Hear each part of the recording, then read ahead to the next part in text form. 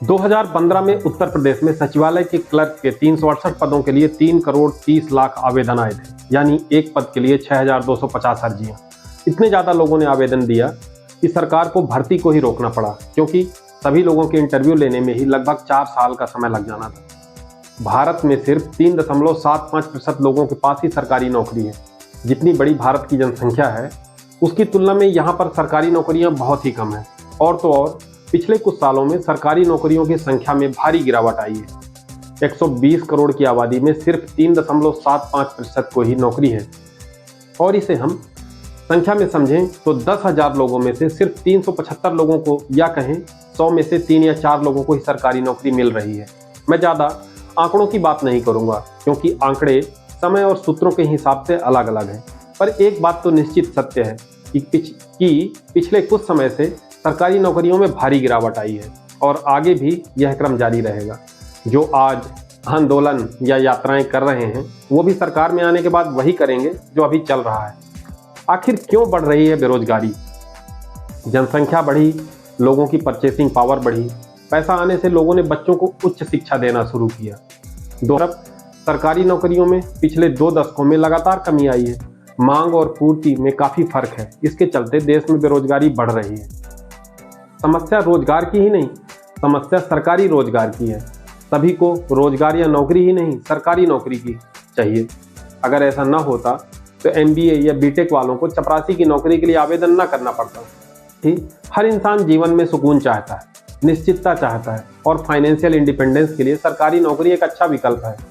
रुतबा और भौकाल और सामाजिक सम्मान तो इसके बाय प्रोडक्ट हैं। कई लोग पूछते हैं कि क्या विदेशों में भी सरकारी नौकरियां होती हैं? हाँ जी, बिल्कुल होती हैं, पर लिमिटेड होती हैं। डिफेंस, लॉ एंड ऑर्डर, सरकारी बैंक, स्कूल, हॉस्पिटल, यूनिवर्सिटी आदि सरकार के हाथों में होता है, जहां समय समय पर जॉब के अवसर मिलते रहते हैं। पर प्राइवेटाइजेशन के कारण अधिकतर लोग प्राइवेट कंपनियों में ही काम करते हैं। क्या सिर्फ यही कारण है कि लोग सरकारी नौकरी के पीछे भाग रहे हैं, या कुछ और भी कारण हैं जिनके कारण सभी को सरकारी नौकरी चाहिए? एक बड़ा कारण है हरामखोरी। जो जितना बड़ा हरामखोर है, हमारा समाज उसे उतना ही सम्मान से देखता है। उदाहरण के तौर पर देखिए कि एक व्यक्ति जिसके ऑफिस का समय शाम को 6 बजे तक है, अगर वह 2 बजे ही अपने घर वापस आ जाता है तो निश्चित ही आप बोलेंगे, सही है भाई, तुम्हारी नौकरी। एक व्यक्ति जिसके ऑफिस जाने का टाइम 10 बजे है, वह 12 बजे ऑफिस पहुंचता है, तो आप निश्चित ही बोलेंगे, भाई सही है तुम्हारी नौकरी। एक व्यक्ति जो अपने वेतन को कभी हाथ भी नहीं लगाता और ऊपरी कमाई से ही अपना गुजारा कर लेता है, तो आप बोलोगे, भाई सही है तुम्हारी नौकरी। एक व्यक्ति जो जब चाहे अपने काम पर न जाए और बाद में CL, PL, ML, CCL, medical कुछ भी लगाकर 6-6 महीने या कई तो 2-2 साल तक काम पर नहीं जाते और पूरे समय अपना फुल वेतन लेते हैं, आप बोलोगे, भाई सही है आपकी भर्ती।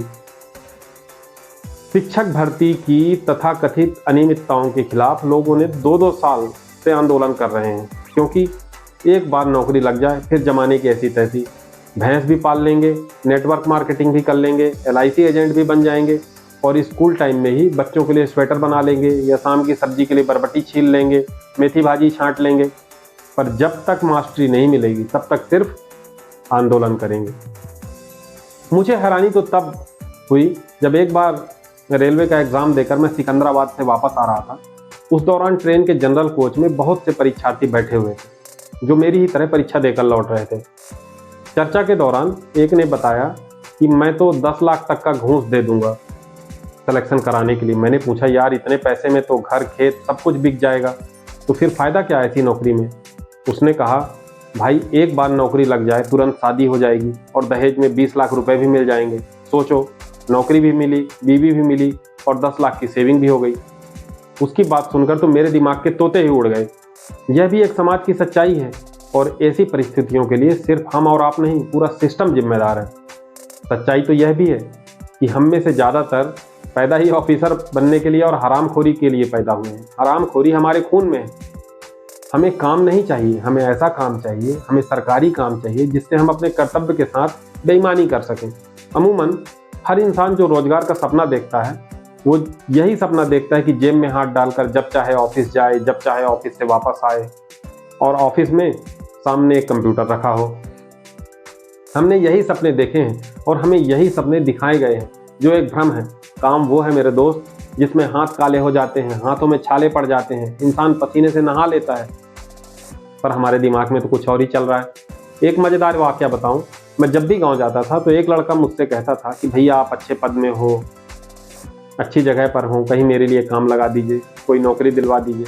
मैंने उसे 2-3 बार यही बोला, ठीक है मैं देखता हूँ, पर जब वह पीछे ही पड़ गया तो एक बार मैंने पूछ ही लिया कि बताओ करोगे क्या और कितने वेतन की अपेक्षा रखते हो। उसने कहा भैया घर से बाहर रहना पड़ेगा तो 15 से 20 हज़ार कम से कम तो चाहिए, और कोई भी काम कर लूँगा। मैंने पूछा कपड़े की दुकान पर काम कर लोगे क्या, तो बोला नहीं भैया वहाँ तो बहुत देर तक काम करना पड़ता, बहुत देर तक काम कराते हैं, बहुत काम करना पड़ता है। मैंने पूछा किसी होटल में काम कर लोगे क्या, उसने कहा नहीं भैया होटल में काम कौन करेगा। मैंने पूछा भाई वर्ड, एक्सेल, पावर पॉइंट में काम करना आता है क्या, बोला नहीं भैया बस चालू बंद कर लेता हूँ, थोड़ा थोड़ा काम आता है। मैंने पूछा सिक्योरिटी गार्ड का काम कर लोगे क्या, उसने बताया भैया वहाँ तो 15-16 घंटे काम करवाते हैं और पूरा वेतन भी नहीं देते। मैंने थोड़ा झुंझलाते हुए पूछा कि आखिर आप ही बताओ कि आखिर करोगे क्या, क्या करना चाहते हो। उसने कहा भैया कोई ऐसा काम बताइए मैनेजर टाइप का, जिसमें किसी जगह यह देखना हो कि सब लोग अच्छे से काम कर रहे हैं या नहीं, मतलब सुपरवाइज़र टाइप। मैं लिटरली दंग रह गया। जहां MBA BE वाले इनिशियली 10-15 हज़ार 20 हज़ार की नौकरी के लिए परेशान हैं और श्रीमान जी को मैनेजर का काम चाहिए। इस उदाहरण को बताने का उद्देश्य यही था कि आप भी सोचिए कि युवाओं की यह सोच देश को किस दिशा में ले जा रही है। 20 साल की उम्र में जब मैं सिपाही की नौकरी ज्वाइन की थी, मुझे अच्छे से याद है कि कितने संघर्ष के दिन थे। आज उसी उम्र के बच्चे सिर्फ मैनेजर का ख्वाब देखते हैं। आज स्टेटस सभी पाना चाहते हैं, पर संघर्ष के दिनों को कोई नहीं देखना चाहता। आखिर सरकार नौकरियां क्यों कम कर रही है, चलिए इस बारे पर बात करते हैं। सरकारी कर्मचारी वास्तव में सरकार के लिए सिरदर्द बन चुके हैं। समय पर वेतन वृद्धि, सैकड़ों तरह की छुट्टियां, करोड़ों pending court cases, reservation in promotion, pension. सरकार परेशान हो चुकी है। सरकार खुद अपने कर्मचारियों को संभालने में नाकाम रही है। छोटे छोटे प्राइवेट स्टार्टअप्स ने करोड़ों का बिजनेस खड़ा कर लिया और करोड़ों की बड़ी बड़ी BSNL जैसी कंपनियां सरकारी कर्मचारियों के बदौलत गर्त में चले गए। सरकार को हजारों करोड़ों का नुकसान हुआ। सरकारी नौकरी एक भ्रम है। कोई भी सरकार इतनी बड़ी आबादी को नौकरी नहीं दे सकती। किसी भी विकसित देश में सरकारी नौकरी को रोजगार मानने का रिवाज नहीं है, क्योंकि वहां लोग मेहनत की खाना जानते हैं। सरकारी नौकरी के पक्ष या विपक्ष में मैं नहीं हूं। सरकार की जिम्मेदारी सरकारी नौकरी देना नहीं है। सरकार को रोजगार के अवसर जरूर निर्मित करने चाहिए, जो समय समय पर सरकारें करती रही हैं। इस समय बहुत सी विदेशी कंपनियों ने सरकार के प्रयासों के तहत भारत में अपने इन्वेस्टमेंट किए हैं। निश्चित ही इससे रोजगार के अवसर बढ़ेंगे। सरकार ने नए स्टार्टअप्स के लिए सैकड़ों तरीकों की नीतियां लाई हैं, सैकड़ों तरीके के लोन जारी किए हैं। हमें इन अवसरों का लाभ उठाना चाहिए, ना कि हाथ में हाथ रखकर सरकारी नौकरियों के सपने देखते रहना चाहिए। आप किसी भी अर्थशास्त्री या बुद्धिजीवी से समझ लीजिए कि कोई भी सरकार जो विकासशील देश से विकसित देश बनने का सपना देख रही हो, क्या वो सरकारी नौकरियों के ज़्यादा अवसर बढ़ा सकती है? नहीं बढ़ा सकती। हाँ, रोजगार के अवसर खोलना सरकार का कर्तव्य है, जो सरकारें लगातार करती रही हैं। समय के साथ साथ लोगों का जीवन काल बढ़ा है। सरकार इतना बड़ा बोझ वहन करने में खुद को सक्षम नहीं पा रही है। चाहे कोई कुछ भी कर ले, कोई भी आने वाली सरकार पुरानी पेंशन स्कीम को चालू नहीं कर पाएगी। अगर वह वादा भी करते हैं तो वह वादा झूठ होगा। अगर ये पुरानी पेंशन स्कीम लाते भी हैं तो सिर्फ नाम पुरानी पेंशन होगा, प्रोविजन सारे अपने हिसाब से बना देंगे। जैसे आपको हाथी देने का वादा करके भैंस पकड़ा देंगे और एक कॉन्स्टिट्यूशनल अमेंडमेंट करके भैंस को ही हाथी घोषित कर देंगे। कोई भी सरकार अगर वह देश को आगे बढ़ाना चाहती है तो उसे सरकारी नौकरियों के अवसरों को कम करना ही पड़ेगा। क्योंकि कि जब सरकारी नौकरियां मिलनी ही नहीं है तो इंसान करे क्या? फिर यह सब पढ़ाई लिखाई का फायदा क्या हुआ? तो पढ़ाई लिखाई का कोई फायदा होना भी नहीं था, क्योंकि आपने पढ़ाई लिखाई ही ऐसी की थी जिसका आपके जीवन में कोई इस्तेमाल नहीं होने वाला था। आने वाला समय टेक्नोलॉजी और AI का है, व्यावसायिक शिक्षा का है। पढ़ाई ऐसी पढ़ी जाए जिससे 2 पैसा कमाया जा सके। वैसे यह विवादित मुद्दा है कि सरकारी नौकरी की अंधाधुंध तैयारी की जाए या व्यावसायिक शिक्षा की ओर बढ़ा जाए, क्योंकि इसमें व्यक्तिगत प्राथमिकताएं शामिल होती हैं। सरकारी नौकरी निश्चित ही स्थिरता और लाभों के साथ आती है, जबकि व्यावसायिक शिक्षा स्वतंत्रता और अधिक कमाई की संभावना प्रदान करती है। आपकी रुचियों, लक्ष्यों और व्यक्तिगत परिस्थितियों पर निर्भर करता है कि कौन सी तैयारी आपके लिए ठीक हो सकती है। अगर आपके परिवार की आर्थिक स्थिति ऐसी नहीं है कि आपको आने वाले 10-15 सालों तक पढ़ा सकें, तो बेहतर है आप ऐसी पढ़ाई पढ़ें जो आने वाले समय में आपको पैसा कमाने में सहयोग करे। कहीं ऐसा ना हो कि आप लंबे समय तक आपके द्वारा पढ़ी गई पढ़ाई आपके आगे के जीवन के लिए बोझ बन जाए और आप अपराध बोध और निराशा से घिर जाएं।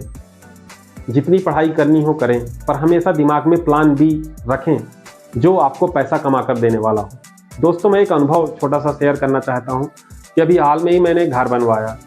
ठेकेदार ने तो बेसिक स्ट्रक्चर खड़ा कर दिया, फिर ज़रूरत पड़ी टाइल्स लगाने वाले की, पत्थर की घिसाई करने वाले की, छपाई करने वाले की, पुट्टी करने वाले की, बिजली की फिटिंग करने वाले की और प्लम्बर की। सभी को ढूंढने में मुझे मेहनत करनी पड़ी, वेटिंग टाइम लेना पड़ा। फिर टाइल्स वाला एक हेल्पर के साथ आया और स्क्वायर फीट के हिसाब से ठेका लिया और 6 दिनों में पूरे फ्लोर में टाइल लगा दिया। उसने 42,000 रुपये लिए। वैसे ही घिसाई वाला 2 दिन में 7,000 रुपये, पुट्टी वाला 6,000 रुपये, इलेक्ट्रीशियन 21,000 रुपये, प्लम्बर ने 9,000 रुपये। सभी ने लगभग 2-2 दिन काम किया। अगर आप मिक्सी का जार रिपेयर करवाने जाइए, गैस स्टोव बनवाने जाइए, टीवी बनवाने, फैन बनवाने, मोबाइल रिपेयर करवाने, जूता सिलवाने, कपड़ा सिलवाने, गेहूं पिसवाने, कपड़ा आयरन करवाने, कहीं भी आप जाइए आपको लाइन में इंतजार करना पड़ेगा। और मैं दावे के साथ कह सकता हूं कि अगर आप घर से 1000 किलोमीटर दूर जाकर महीने में 15,000 से 25,000 रुपये के बीच कमा रहे हैं, तो ऊपर बताए गए सभी लोग अपने घर परिवार के साथ रहते हुए आपसे ज़्यादा कमा रहे हैं। दोस्तों, अगर आपकी नज़र में फॉर्मल ड्रेस पहनना, एक कंप्यूटर के सामने बैठना और 10 से 6 बजे वाली जॉब ही रोजगार है, तो आप भ्रम में हैं। ऐसा कोई रोजगार नहीं होता। ज़्यादातर लोग बेइज्जती के डर से अपने दर्द को बताते नहीं हैं। दोस्तों, 20-21 साल का होते होते आपको पता चल जाता है कि आप क्या कर सकते हो, क्या नहीं कर सकते हो, या आप किस लिए बने हो। उसी दिशा में काम करो। मोटिवेशन एक शॉर्ट टर्म ड्रग है जिसका नशा जल्दी उतर जाता है। आप अगर सही दिशा में काम नहीं करते तो कुछ नहीं होने वाला। मैं तो इलेक्ट्रीशियन से ITI करके आप एक बिजली का बोर्ड नहीं भरवाते, मैकेनिकल से BE करके आपकी समझ में ये नहीं आता कि टायर रोटेशन क्या होता है और ये क्यों जरूरी है। आप सोशल मीडिया इन्फ्लुएंसर बनना चाहते हैं, पर आपको कैमरे के आगे आकर या कि लोगों के बीच बोलने में शर्म आती है, तो आपको खुद से बात करने की जरूरत है। मैं ईश्वर से प्रार्थना करता हूं कि आप जो चाहें वो बने। बस आपसे भी एक विनती है कि आप वही चाहें आप जिस लायक हैं। हमेशा खुद को निखारने में जुटे रहें। मोबाइल और सोशल मीडिया का यूज़ करें, यूज़ ना हो। और सोते समय एक बार ज़रूर सोचें कि मैंने अपने व्यक्तित्व को निखारने के लिए आज क्या किया। हो सके तो सुबह उठने पर एक बार अपने पिछले दिन के स्क्रीन टाइम को देखें और आकलन करें कि आपने किस एप्लीकेशन पर कितना समय गुजारा और नए दिन की रणनीति तय करें। इस विषय पर आपकी राय हमारे लिए महत्वपूर्ण है। आपको यह वीडियो पसंद आया तो सब्सक्राइब करें और अपने दोस्तों के साथ भी साझा करें ताकि हम इस महत्वपूर्ण मुद्दे पर और गहराई से चर्चा कर सकें। धन्यवाद। जय हिंद।